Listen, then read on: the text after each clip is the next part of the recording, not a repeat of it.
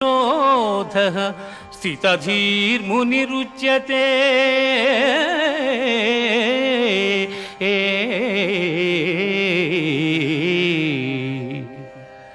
దుఃఖములు కలిగినప్పుడు దిగులు చెందని వాడును, సుఖములు కలిగినప్పుడు స్పృహ లేని వాడును, రాగము భయము క్రోధము పోయిన వాడును స్థితప్రజ్ఞుడని చెప్పబడును.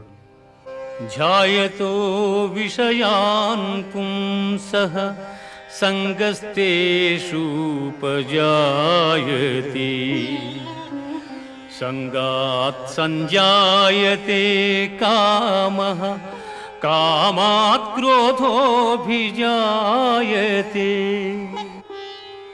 క్రోధాత్ భవతి సమ్మోహః, సమ్మోహాత్ స్మృతివిభ్రమః, స్మృతిభ్రంశాత్ బుద్ధినాశో, బుద్ధినాశ